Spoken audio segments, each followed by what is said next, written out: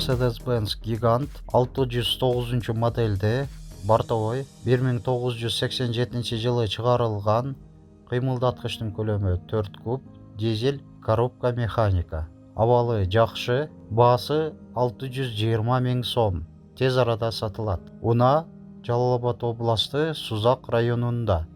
Ээсинин байланыш жана WhatsApp номери 0771 04 41 43.